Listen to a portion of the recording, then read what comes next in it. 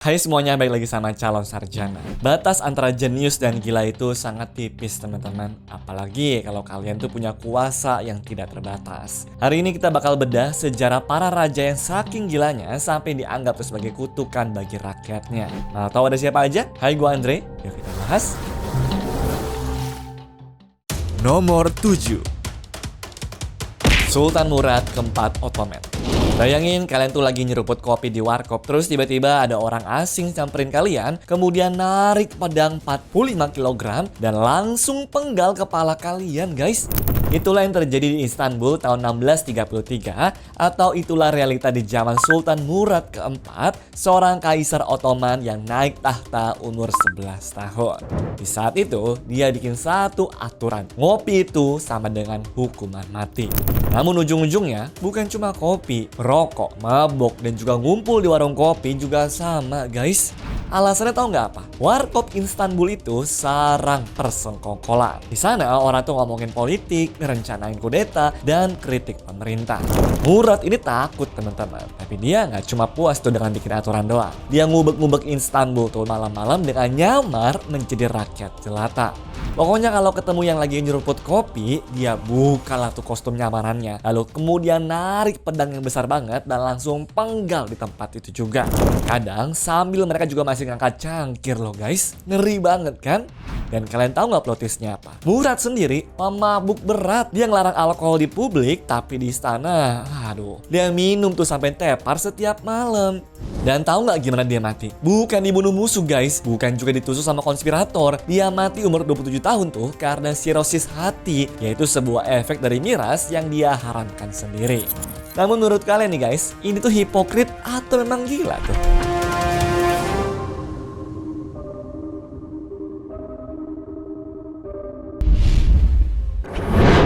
Nomor 6, Caligula.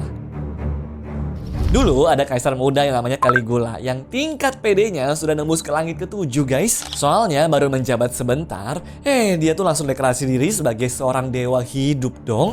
Bahkan dia sering dandan ala-ala dewa Yunani, terus nuntut orang tuh buat nyembah dia dan sampai ngebangun kuil buat dirinya sendiri. Lebih parahnya lagi, katanya nih dia punya hubungan terlarang sama saudara kandungnya sendiri karena merasa darah dewa tuh nggak boleh tercampur sama orang biasa. Tapi selain itu guys, ada satu cerita yang paling kocak sekaligus miris nih. Caligula pernah angkat kuda kesayangannya yaitu Incitatus menjadi konsul ataupun pejabat tinggi di Senat Romawi. Ibaratnya, itu tuh adalah jabatan tertinggi kedua di Romawi setelah kaisar guys.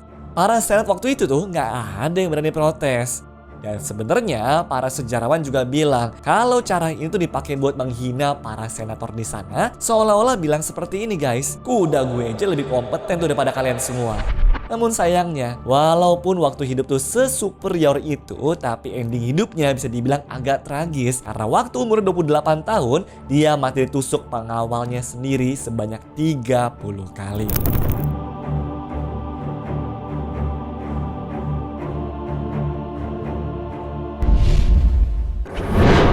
Nomor 5, Ferdinand I dari Napoli. Kirain mah hobi koleksi komik, action figures, ataupun perangko udah dianggap cukup unik ya guys. Taunya hobi Raja Ferdinand I ataupun Ferrante dari Napoli ini malah punya museum mumi pribadi di dalam istananya dong. Tapi bukan mumi Mesir kuno ya guys. Mumi yang dia pajang ini adalah mayat musuh-musuh politiknya. Jadi kalau ada yang berani berontak ataupun bikin dia kesel, Ferrante bakal undang mereka tuh makan malam, terus dihabisin dan juga mayatnya bakal diawetin. Nantinya mayat-mayat ini tuh bakal dikasih baju bagus, dipakein perhiasan, terus dipajang di satu ruangan khusus. Makanya kalau Ferrante tuh lagi ngerasa kesepian ataupun pengen pamer kekuatan, dia bakal jalan-jalan tuh guys di ruangan itu sambil ngobrol sama mumi musuhnya. Ini mah agak psycho gak sih guys?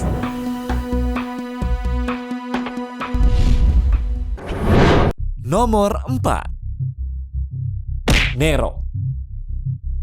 Kalau ngomongin raja gila, kayaknya nggak lengkap deh ya kalau nggak ngebahas Nero. Soalnya dia tuh terkenal sebagai kaisar Romawi paling brutal dan juga paling eksentrik dalam sejarah. Bayangin, dengan beraninya dia sudah ngebunuh ibunya, saudara tirinya, serta istri-istrinya loh. Gila, sama keluarga aja kayak begitu, apalagi sama rakyatnya ya. Dan kalian tahu kebakaran Roma tahun 64 Masehi yang begitu luar biasanya? Nah, banyak orang curiga Nero sendiri yang nyuruh bakar tuh, biar dia bisa membangun istana megah pakai lahan kosong. Udah gitu sadisnya nih, buat ngalihin semua tuduhan tadi, dia salahin orang-orang Kristen. Dan ujung-ujungnya ribuan orang tuh kena hukuman salib, diserang binatang buas, dan juga dibakar hidup-hidup juga. Kacau ya.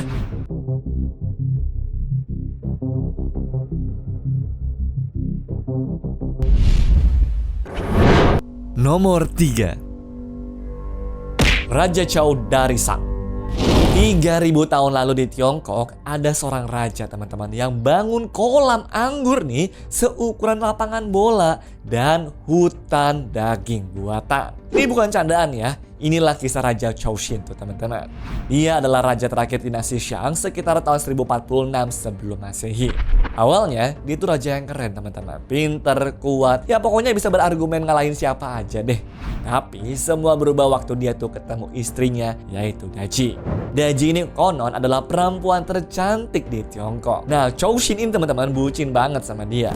Demi nyenengin wanita ini, dia ngehabisin uang negara buat satu proyek yang absurd tuh, yaitu membangun kolam raksasa yang diisi sama anggur. Bukan air teman-teman, tapi anggur asli. Di tengah kolamnya pun ada pulau buatan tuh dengan pohon-pohon yang dahannya digantungin daging panggang ayam, sapi, dan juga babi. Tapi yang lebih gilanya lagi, dia bikin alat penyiksaan yang namanya itu adalah paulau. Ini tuh ada tiang besi panjang yang dipanasin sampai membara teman-teman. Nantinya para tahanan tuh disuruh buat manjat dan yang gak kuat bakal jatuh ke api di bawahnya.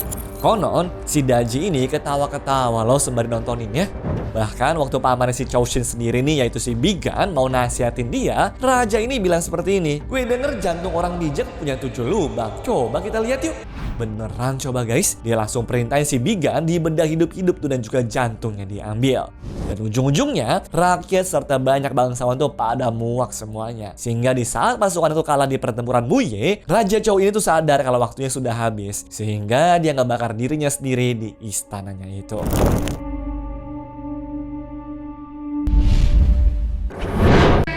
Nomor 2. Ivan the Terrible. Ada lukisan paling menyayat hati di Galeri Tretyakov Moskow yang judulnya adalah Ivan the Terrible bersama anaknya. Sang ayah memeluk mayat anaknya sendiri dengan mata penuh penyesalan. Tapi faktanya guys, dia sendirilah yang baru aja mukul anaknya sampai mati. Namanya Ivan IV Vasilievich atau yang lebih kenal dengan Ivan the Terrible. Inilah Tsar pertama Rusia, di mana berkuasa dari tahun 1547 sampai 1584. Awalnya sih dia itu reformator ya, bikin kode hukum baru, membentuk parlemen, bahkan modernisasi militer juga tuh teman-teman. Tapi setelah istri tercintanya itu Anastasia mati misterius pada tahun 1960, dia berubah total. Dia paranoid, dia curiga kalau semua bangsawan tuh ngeracunin Anastasia. Dirinya bahkan bikin pasukan rahasia bernama Oprichnik, sebuah pasukan intel horor berseragam hitam yang selalu bawa simbol kepala anjing dan juga sapu di kudanya buat menggigit musuh dan juga menyapu pengkhianat. Pasukan ini bahkan pernah ngebantai 3.000 warga kota Novgorod cuma gara-gara surat kaleng guys. Dan puncaknya di tahun 1981, Ivan tuh ngamuk setelah melihat menantunya yang lagi hamil memakai baju yang kurang sopan. Dia main tangan tuh teman-teman sampai menantunya tuh keguguran. Waktu putra mahkotanya tuh datang buat protes, Ivan yang sudah kepalang emosi nekat tuh guys buat mukul kepala anak kandungnya sendiri memakai tongkat besi hingga berujung tewas. Dan gara-gara ngebunuh penerus tahta satu-satunya yang kompeten, dinasti Rurik yang sudah berkuasa 700 tahun itu akhirnya runtuh berantakan gak lama setelah Ivan mati dalam trauma dan juga penyesalan.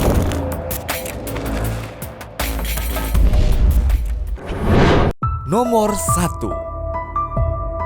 Timur. Pada tanggal 19 Juni 1941, ilmuwan Soviet membuka makam seorang penakluk yang sudah mati 536 tahun tuh teman-teman. Dan 3 hari kemudian Hitler menyerang Uni Soviet. Ini sebuah kebetulan atau kutukan tuh. Namanya adalah Timur alias Tamerlane, seorang pendiri kekaisaran Timurid, salah satu pembunuh massal terbesar dalam sejarah manusia. Jadi selama 35 tahun berkuasa teman-teman, dirinya itu diperkirakan telah menewaskan 17 juta orang atau 5% populasi dunia pada saat itu.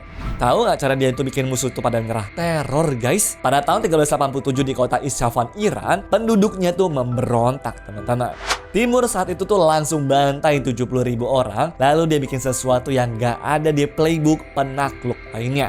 Lalu apa? Dia kumpulin tengkorak manusia mereka nih, kemudian disusun menjadi menara. Bukan cuma satu, tapi puluhan guys. Tinggi banget deh pokoknya juga tuh, sampai-sampai kelihatan dari jauh sebagai sebuah peringatan kalau jangan macam-macam sama timur. Di Baghdad tahun 1401, dia bantai tuh 90.000 orang lagi dan muncul menara tengkorak baru. Yang masih hidup bahkan dipaksa ngebantu nyusun tengkorak tetangganya sendiri, saudaranya sendiri, atau keluarganya sendiri. Di Delhi nih, 100.000 orang tahanan dieksekusi dalam satu hari. Di Damaskus dia bakar teman-teman Masjid Agung sampai rata.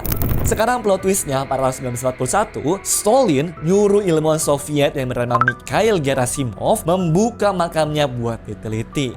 Penduduk lokal Samarkand tuh memohon-mohon supaya jangan dibuka. Konon soalnya tuh teman-teman, ada tulisan di batu nisannya itu tuh, saat aku bangkit dari kematian, dunia akan gemetar. Dan di dalam petinya pun juga ada tulisan seperti ini, siapapun yang ganggu makamku akan lepasin penjajah yang lebih buruk dariku. Gerasimov gak peduli tuh. Di tanggal 20 Juni 1941, makamnya tuh dibuka. Ruangannya tiba-tiba penuh dengan aroma damar dan juga kemenyan tuh teman-teman. Sebuah efek balsam kuno. Menariknya, 2 hari kemudian, yaitu 22 Juni 1941, Hitler ngeluncurin operasi Barbarossa tuh teman-teman. Sebuah invasi Nazi ke Uni Soviet dengan menewaskan lebih dari 27 juta warga Soviet. Nah, pada bulan November 1942, Stalin nyuruh tulang-tulangnya timur ini untuk dimakamkan ulang dengan upacara Islam. Dan sebulan kemudian Soviet menang di Stalingrad teman-teman. Titik balik perang tuh. Tapi para sejarawan modern bilang tulisan kutukan itu cuma mitos. Yang ada di makam asli itu tuh ya cuma doa Islam dan juga silsilah keluarga. Cerita kutukan itu pun juga baru muncul publik pada tahun 1990 ya. Jadi kita sering kepada kalian semua ya, mau percaya itu kutukan atau nganggapnya itu tuh cuma kebetulan paling absurd dalam sejarah nih guys. Anyways, cukup sampai di sini ya guys video hari ini. Sampai jumpa di video selanjutnya. Dah.